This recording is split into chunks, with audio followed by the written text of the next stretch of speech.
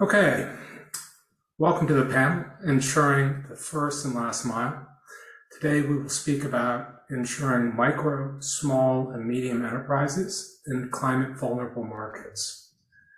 MSMEs are the cornerstone of emerging economies, but they are severely underinsured. Risk has always been a problem for these small shops, farms, transportation companies, and all kinds of businesses. And the increasing frequency and severity of climate catastrophe risks is making the problem far worse. The V20 Sustainable Insurance Facility was established as a project pipeline to mobilize new insurance solutions for MSMEs. It is sponsored by the finance ministries of climate vulnerable markets, collectively the V20. The V20 CIF is hosted within UNEP PSI and benefits from support of Germany's BMZ, as well as the Munich Climate Insurance Initiative, Insure Resilience Fund, and other key actors. I'm Brandon Mathews, and I joined the facility this year as its global coordinator. Today, I have the honor to speak with experts who represent different regions and aspects of solutions. Jeremy Gray heads the Resilience and MSME thematics at Cenfri, a leading research facility. He is based in South Africa and has extensive experience across Africa and the Middle East. Gian Semadeni leads the disaster risk finance consulting team at CelsiusPro, an insurtech and parametric company. Among other work, he runs a project sponsored by Asian Development Bank to prepare new solutions in the Philippines.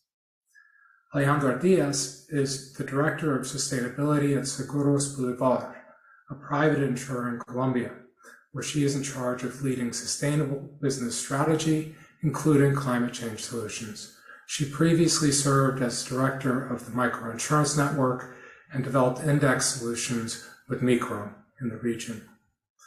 I'll briefly ask each of the panelists about the landscape of MSMEs as they see them, and then we'll discuss solutions and what's next. So I'd like to start first with Jeremy. You've recently published well-received research into MSMEs and insurance in Egypt and Ghana, and have more than a decade's worth of work across Africa. How would you characterize MSMEs in the markets which you've studied? Yeah, thanks, Brandon, and thanks for inviting me to join the panel. So I think the first thing to distinguish when we're talking about MSMEs that comes through really strongly, whichever country we look at, is to distinguish between macro and SMEs. Or in fact, we don't even think that in itself is the most useful distinction. We talk more about distinguishing between survivalist enterprises and aspirational enterprises. So the key difference is when you're talking about survivalist macro enterprises, we're talking really about usually sole traders, people that are a one-man show, or maybe have some family members to help, and are really doing it because they don't have an alternative. If they had a choice, they would go out tomorrow and get a job. Basically, they would rather be employed and have the certainty and resilience that comes with that. They therefore also tend to combine their business and personal expenses, and therefore conflate their business and personal risks. So from our perspective, what we've seen that those entities that fall into that category of micro survivalists really primarily need personal types of risk management solutions. Their main risks are personal in nature. If they fall sick, if someone passes away, those are really the key risks that they face. And that accounts for the overwhelming majority of MSMEs across the markets and on the continent, and I think certainly across emerging markets or the developing world.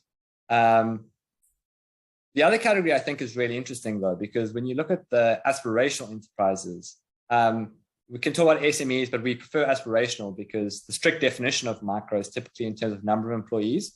But you can find aspirational enterprises that fall into the strictly micro category, but are definitely aspirational in nature. And the key distinguishers are, to counterbalance the survivalists, are they do usually employ at least one or two people. In Egypt, for example, we found average number of employees was between 2 and 4 in this category.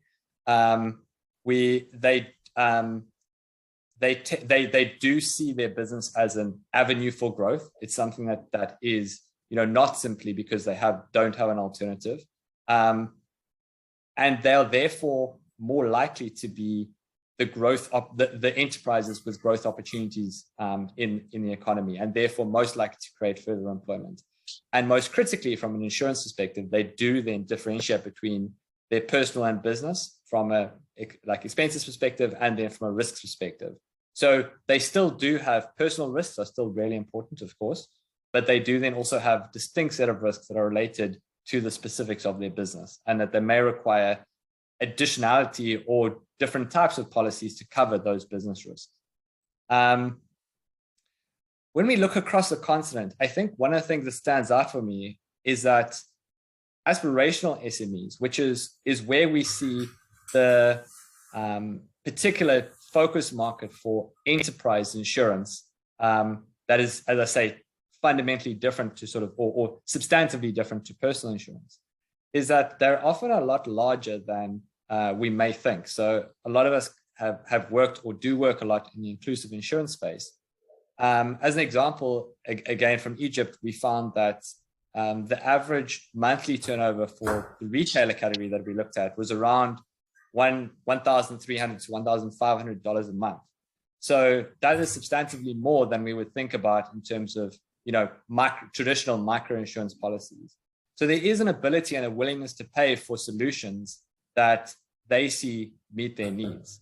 And that's the average, but some of these are actually really quite large. Some of the enterprises, some of the retailers we looked at in Egypt actually had multiple branches. Like there were small retailers with multiple branches. In Ghana, we spoke to logistics companies that owned sort of multiple large multi-wheeler trucks, each worth a couple of $100,000. So some of those companies had sort of $1 million of assets, or $500,000 of assets that they owned. What was really interesting, and then further to that, is that most of the people we've spoken to across different countries in these categories, they're aware of and understand insurance. It's not broadly a case of awareness. That is possibly different in the micro category, but in the SME category, they're aware of and understand insurance. They don't buy it because they don't see the value. It's not that they don't understand it, it's that they don't see the value. And often they don't see it for a good reason, because the experiences they've had with insurance and from what they've seen from insurance doesn't meet their needs as a business. So okay. Just splitting down the survivalist from the aspirational. In the aspirational category, like, have you heard specific experiences where they've been approached and they say no? Right. Yeah. So that's exactly so. What, from speaking to them, I think, as I say, most of them are aware and understand insurance, and most of them have experienced insurance. One of the most striking examples for me was speaking to a couple of logistics companies in Ghana. So as I mentioned, these companies have hundreds of thousands of dollars of assets that they own and that are running on the roads all the time. So comprehensive motor vehicle insurance would be probably the most obvious thing, at least coming from an insurance perspective, to manage that risk. Like that, those assets are not just significant in terms of the value, it's also the productive assets on which the business is based. If they have a crash, the business stops operating. From speaking to them, they had all experienced insurance, most of it through compulsory third-party motor vehicle insurance, which is obviously the law. So they all had some level of insurance, but they didn't see the value in buying comprehensive. And the reason was that they had experienced that insurers took 18 months to pay out. They saw that, they fought to pay claims every time that they're approached. And from an SME's perspective, like these, the biggest risk that comes across over and over again is cash flow. So the challenges of cash flow, which probably makes sense to everyone, even intuitively, in terms of how you manage an SME. And if you aren't paying claims quickly, like then you're basically superfluous as a risk management tool for those SMEs. If you're taking 18 months, the business is long dead before you're paying out on that claim. So, so I think that is a lot of where it comes from. The other is that insurers haven't always been that good at tailoring solutions for enterprises. So those insurers that do offer SME solutions tend to be take their corporate policies and kind of shrink them down and then offer them to SMEs and call it SME insurance, which are not necessarily tailored to the specific needs of enterprises in different economic activities. Like if you take an enterprise in the tourism value chain, a bed and breakfast, for example, that's, they face a fundamentally different set of risks to a small manufacturing plant producing something. And if you're offering the same solution to both, it's probably not going to meet the needs of either. And I think those two things, so the level of service and the process of claims, and then the tailoring of products to the specific needs, are really the two reasons that emerge most strongly in terms of why they don't see value in insurance solutions. Okay, but would I be right to also speculate that the aspirational, as they have resources to fall back on, may be more risk accepting generally than the survivalists? I'm not sure that that's necessarily true. I think that they have larger risks, so there is certainly more that needs to be covered. And I mean, I think they may have in their personal capacity they certainly will have different resilient solutions. I think what comes across strongly is that whilst enterprises, and I would say that this extends both in the micro or aspirational and survivalist categories, whilst they don't necessarily value insurance, they are very aware of the risks that they do face. So they're very conscious of what those risks are.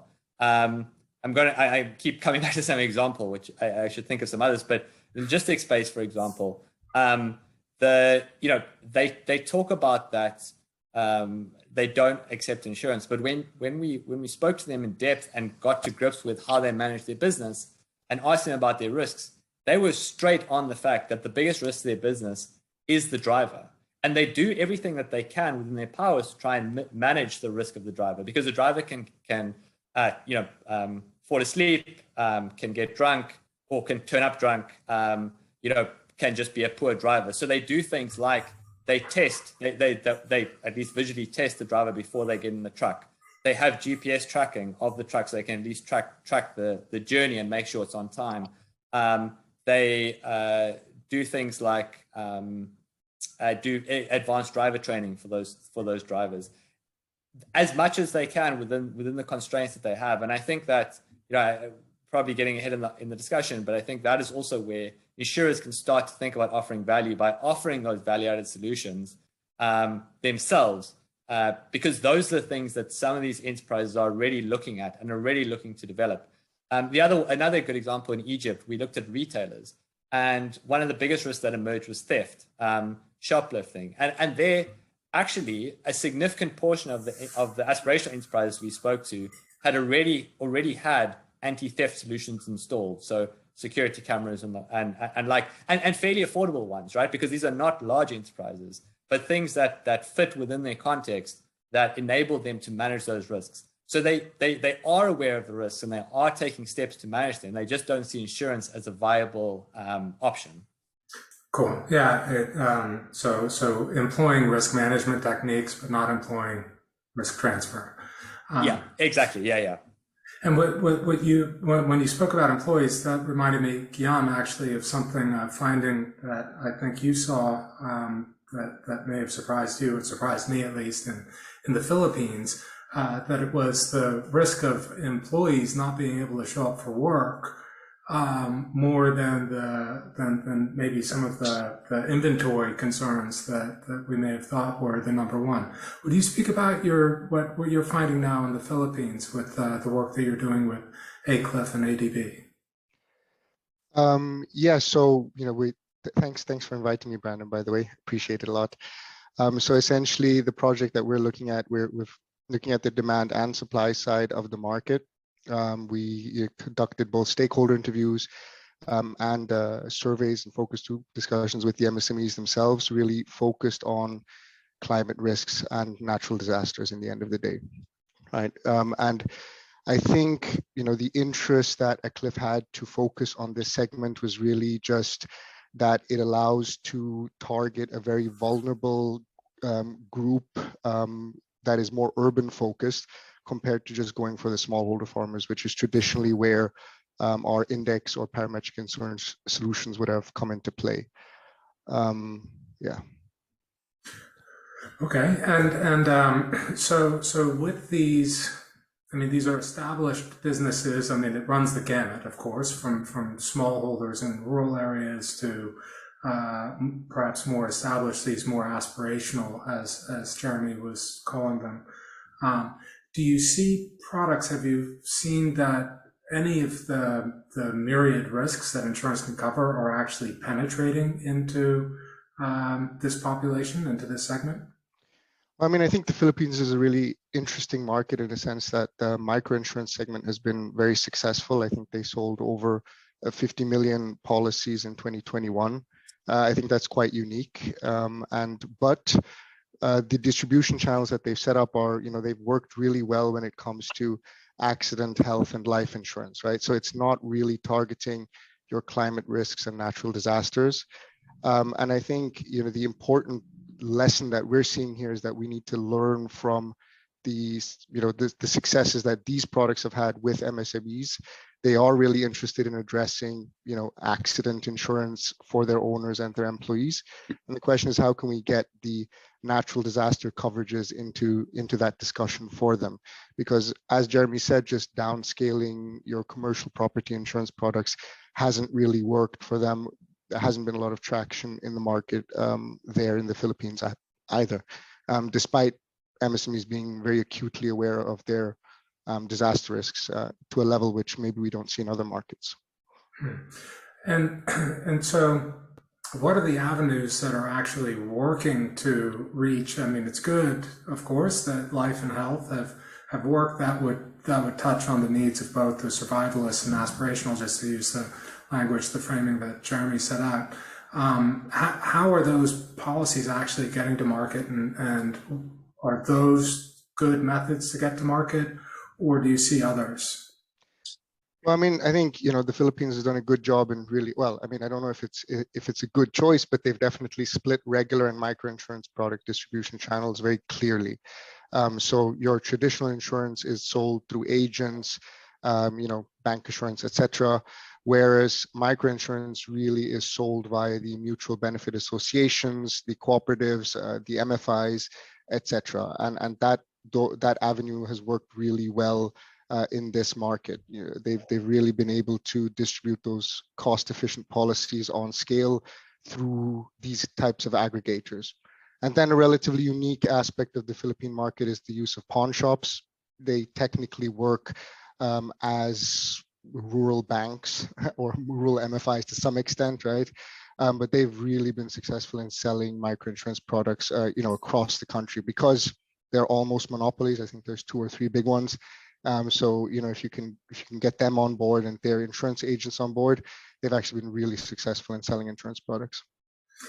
A bit perhaps like the shops in South Africa. You've got PEP and others that are effectively the bank and the insurance agent for a large segment of lower LSM, lower economic tiers of the society, of the country. Why don't I turn to Alejandra? I'd love to hear about what you're doing, because you've actually been now reaching out to smallholder farmers, as I understand it, with an index product. Maybe you could tell a little bit about your program in Colombia. Okay, thanks, Brandon, for the invitation. And indeed, we at Seguros Bolívar, we are working very hard in order to provide coverage to low-income farmers, smallholder farmers, to cover them against excess of rainfall and drought. using parametric insurance, as you mentioned. But just let me give you a little numbers about not just the program, but first talk about what MSMEs means for Colombia, because they represent 90% of our economy in terms of productive sector, and they generate almost 80% of the employment. And we are talking about probably 5.4 million MSMEs, and more, at least 5 million of MSMEs are self-employed. And 64% of them are owned by men, and they are, in most of the cases, in the 70% of the cases, they have elementary school. So we are talking about very, very small MSMEs and smallholder farmers that are mainly informal. 86% are really informal. They don't have access to social security. And when talking about sectors, 30% of them are working on the rural sector. So we are talking that there are at least 2 million smallholder farmers, and they don't have access to social protection. They don't have enough access to credit, to loans. They don't do savings, and in terms of insurance, the protection gap is enormous. Is 98%. Just 2% of our smallholder farmers have access to insurance to cover their productive activity, and is obviously worse when talking about to cover against drought and rainfall. And what it's important to mention is today we offer weather risk coverage, as I mentioned, excess rainfall and drought to those farmers. We are giving coverage to 8,000 coffee producers. They are mainly high producers that are doing and having good practices. So they produce a high quality coffee, and they have best sustainability practices, and they are members of cooperatives. So we are using and we are having alliances with the cooperatives in order to reach these farmers. They are receiving a subsidy from the government. The government is giving the 80% of the subsidy for the agricultural insurance, and the other 20% is given by the cooperative. And why the cooperative is giving that subsidy? Because they are receiving extra premium for the coffee that they sell to the cooperative, because the good practices that they use, because they are using sustainable practices. And so the Fair Trade International seal and Nespresso is giving to them an extra premium, and with that premium they are deciding to use that premium in order to have a coverage against climate risk. So it's a good deal where the cooperative is providing subsidy, government is providing the 80% of the subsidy, and the coffee growers, in this case 8,000 coffee growers nowadays, are being covered against climate risk. And on the other hand, we are using also MFIs in order to cover small farmers from different activities, not just from coffee. We are also using a parametric insurance, and that insurance is sold by the loan officers. It's a voluntary program, and it's included in the installment that they pay monthly with the loan. So we have at this moment 2 different schemes. One for coffee growers. It's highly subsidized, and it's giving lots of benefit for coffee growers. And on the other hand, we are providing the insurance or giving and selling insurance through microfinance institutions for those farmers that are not specific for one crop, but they are working in a multi-activity way. Wow. Okay. So you said that 2% have access to insurance to cover, I think you said their business, their working materials.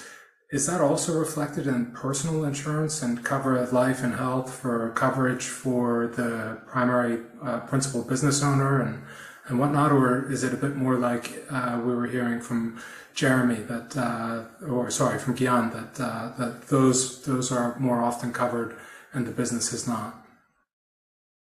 Well, the 2% of the coverage means it's done or given by crop insurance because the government since 1993 is providing a subsidy. So the small penetration, but the penetration it's done with crop insurance.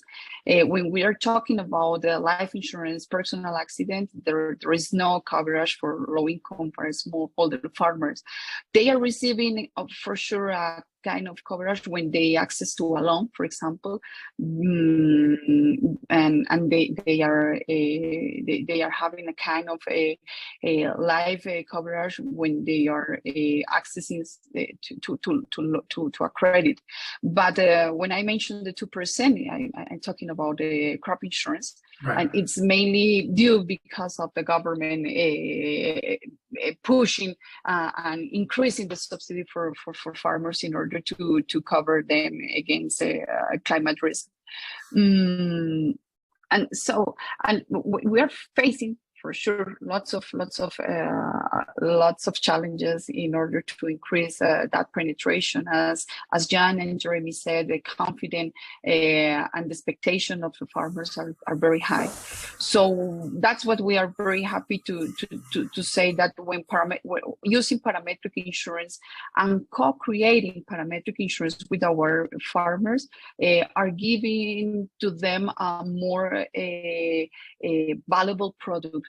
They are receiving, for example, in the case of the coffee growers, we have paid $4 million in payouts to almost all our clients, 8,000 clients in the last 3 years, because we made a product that is essentially made to be paid. So it's not a catastrophic product. It's a product that was designed with the producers and with Nespresso and with the cooperatives in order to make payouts. So it reflects exactly how the rainfall affect the productivity and the yield. And that's the reason, because we are having a good experience and the producers are having a good experience with the product. Because we identified the need and we try to meet the expectations of the growers, and we are providing and paying in a very agile and fast way. That's the benefit of the parametric insurance. Do you expect that with that positive experience? I mean, having a claim paid is never truly a positive experience because it means something went wrong, but the positive experience with insurance, do you think that can create greater willingness to pay and maybe a movement from subsidy? Do you see that anywhere in the future? Yeah, for sure. And talking with the director of the different directors of the cooperatives in the region, they are telling us that probably is the moment for the coffee growers to start paying a little bit for the premium. So in order to make more responsible and awareness, but for sure, what we have seen is that paying the payouts, giving value to them, makes them more conscious and aware about the importance of the insurance, and they are more aware right now to start paying an amount of the premium. Not probably the 80%, but they are aware to start paying a bit about or for the insurance, because they are receiving lots of value. They are seeing how important it is in order to cover their expenses and to reactivate their product, their crop. So yeah, we are very confident that they need to start pay a little bit for the premium. Yeah. So with my other hat, aside from the SIF, we've just done with Stone Step a parametric product through cooperatives in Nepal, and the subsidy that we anticipated did not materialize. And nonetheless, we had really promising take-up, about 10% of the available population in just 5 days, which was kind of remarkable. And like you, the product that we designed was built for payouts. And so it was built, I mean, it wasn't built to lose money for the insurer, of course, but was designed with an initial low threshold so that a payment could be made. And in fact, a payment has already been made. This was just this last monsoon season. So I find those really important. You mentioned also, MFIs, microfinance institutions. Did I hear you say Nespresso? So Nestle? Yes. The program that we have with the coffee growers are highly supported by Nespresso. So how it works? The government gives the 80% of the subsidy, but Nespresso and Fairtrade International, which is a seal, when the coffee growers are using good and sustainable practices. So Nespresso and Fairtrade are giving an extra money for growers, and they allocate the money not directly with the coffee grower, but through the cooperative. So Nespresso and Fairtrade give an amount, an extra amount for the coffee, because the good practices that they use growing the coffee. And what the cooperative decide, the board of directors of the cooperative, and the cooperative is composed by coffee growers, but what the board said or decide is what to do with that money, with that extra money that they receive from Fairtrade and from Nespresso. So the cooperative decide to allocate that money in order to buy the insurance, to subsidize the insurance. So it's a good deal among Nespresso, Fairtrade, the cooperative, and the government, and they all combine their efforts in order to provide a coverage for the low-income farmers. Yeah. It's really the MSMEs are the first mile and last mile of these corporate supply chains. It's not just the main employer in many markets. It's where business starts and stops. Could I turn back to Jeremy and maybe talk about have you seen things like what Bolívar is doing, also succeeding in Africa and leveraging corporate supply chains to reach MSMEs? Yeah, absolutely. I think it's really interesting what Bolívar is doing, and I think what we see is basically probably 4 potential opportunities for distribution, and I think most of them we do see playing out at somewhere in the continent. So I think the first is like you just said, leveraging supply chains. Like building SME resilience should be a key priority for large providers that need to source their inputs particularly from farmers, but also like that last mile where they're actually selling. Like there is a logical case to be made as to why that supports their own KPIs.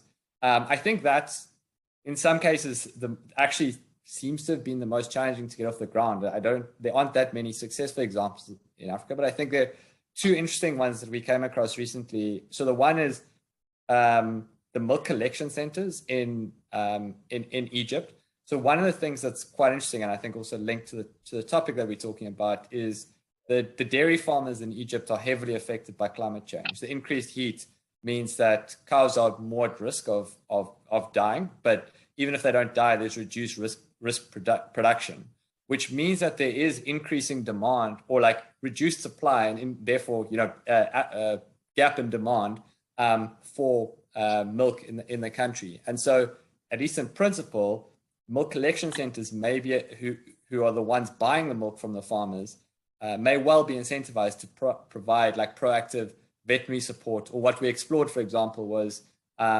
inserting IoT sensors into cows that can monitor cows' vital signs on an ongoing basis, which I think is increasingly viable as something to monitor.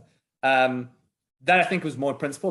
We don't see it happening yet, but I think that there's an interesting case there. I also recently had a discussion that similarly in the cane growers market in Tanzania, one of the large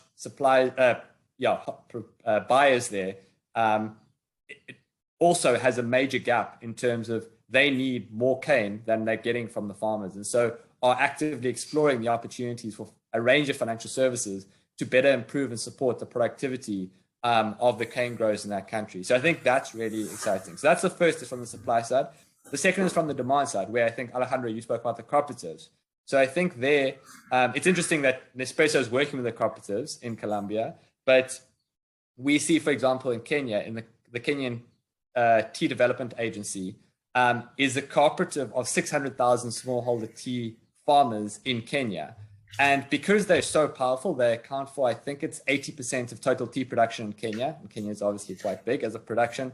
They have quite significant market power and are able to draw in financial services for their farmers quite effectively, including insurance through Britam and a range of different insurance products for the tea farmers.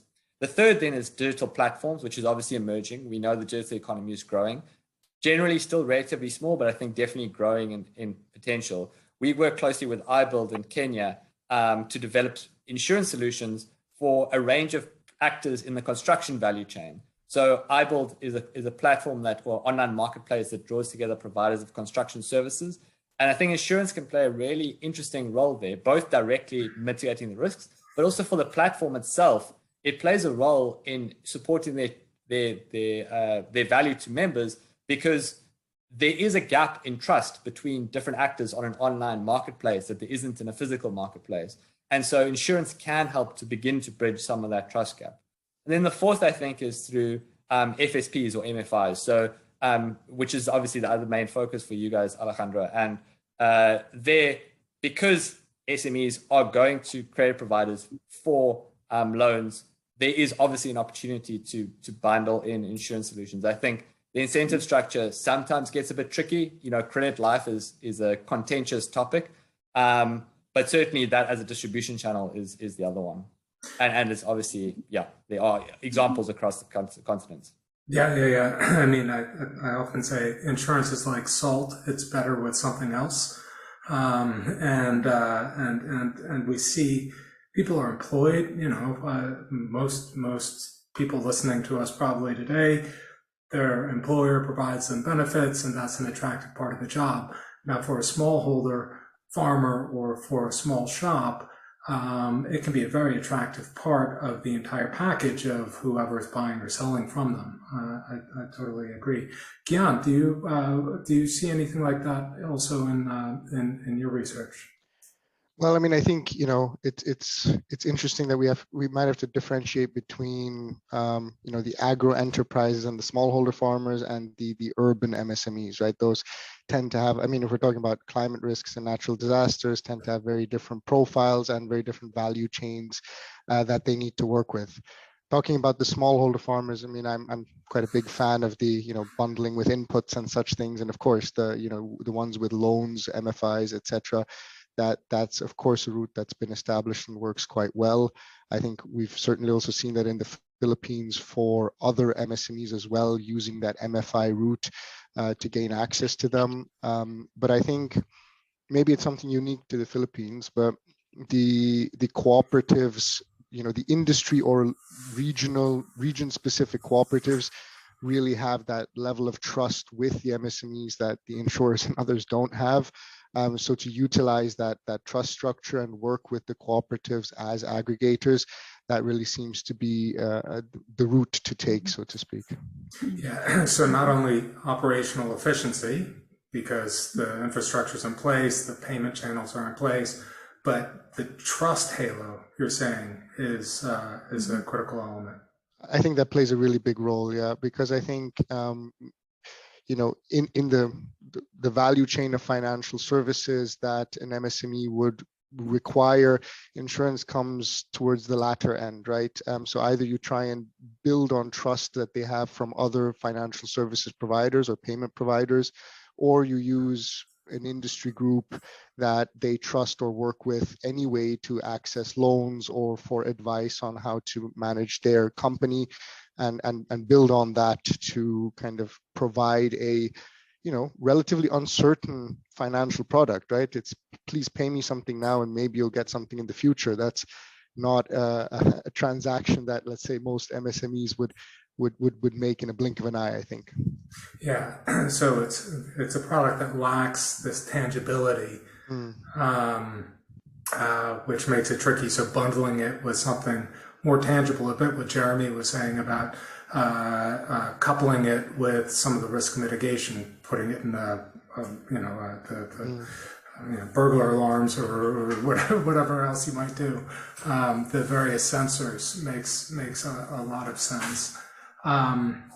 So kind of two sort of getting towards the end here, two quick things. One, while we heard from Jeremy that some of the larger aspirational MSMEs aren't demanding the product, it's because of their specific experience with the providers that they've worked with or how they've experienced it so far.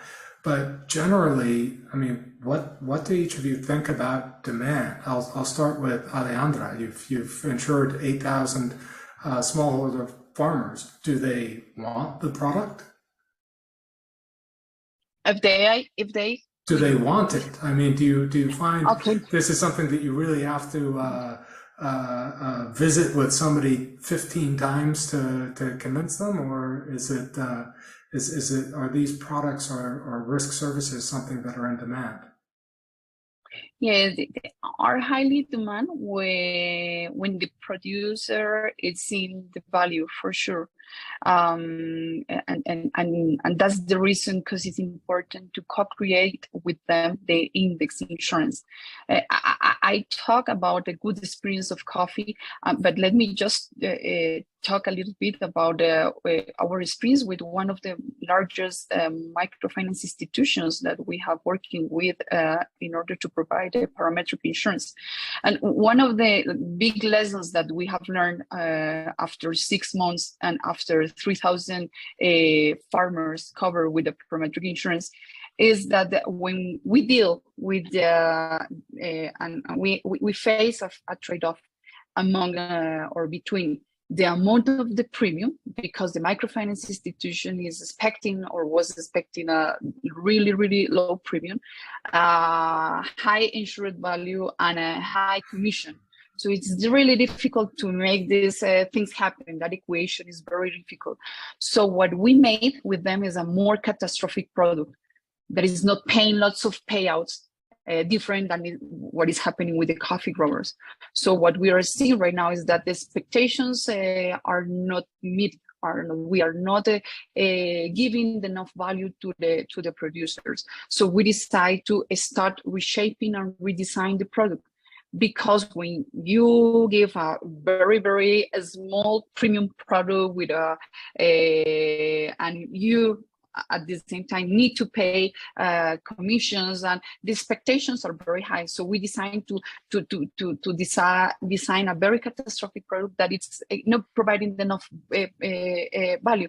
So if you are giving what they are need, what they expecting, which is affordable for them, but also which is a good business for the company and for the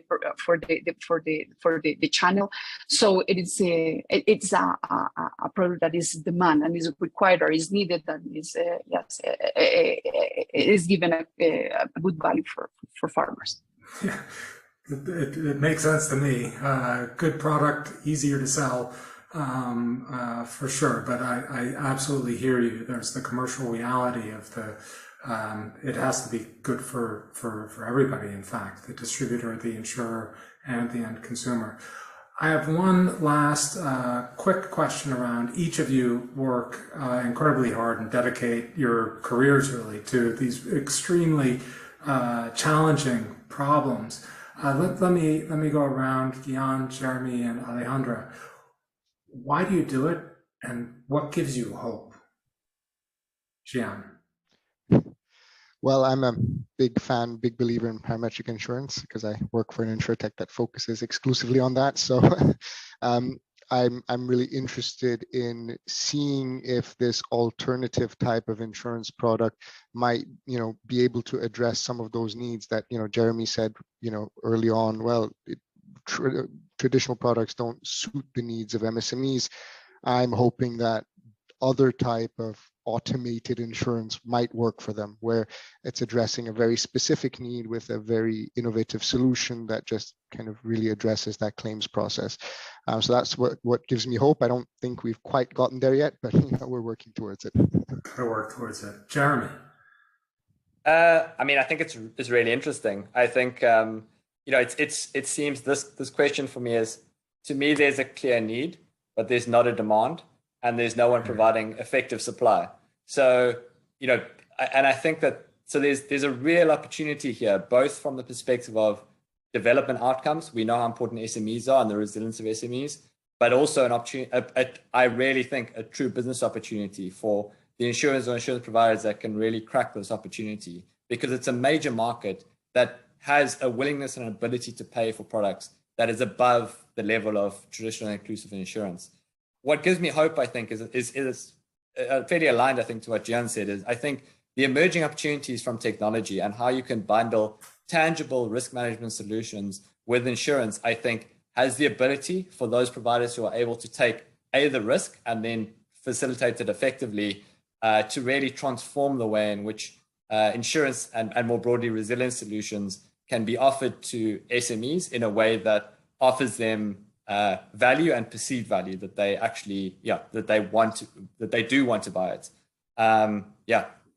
Perfect. Yeah. Sold, not bought. That's insurance. Alejandra. Well, my big motivation is to continue increasing access to low-income farmers to insurance, because if they have access to insurance, insurance is an enabler for them to access to more formal financing. And if they access to finance, to loans, to formal loans, they can invest more in technology and invest more in good practices in order to make them more productive and competitive. And if they are competitive, they can increase their incomes and invest more in health, in education, and in general increase their quality of life. And if they have a good quality of life, then they start demanding more business, more goods, more services. So the economy in general is going to grow. So that's my driver, my motivation. I see insurance as an enabler for them to start accessing to a formal loans. And my hope is to have more innovative products, parametric products, because we are just covering drought, excess of rainfall, but we see that there are lots of needs and risks that could be covered with innovative index-based insurance. So that's my hope. Right. Yeah, let's make it a virtuous circle to replace the vicious one that has existed for far too long. With that, let me close out the panel by thanking each of you. Really terrific that you spent the time, and I've learned a lot, and thanks again. Thank you. Thank you. Thank you.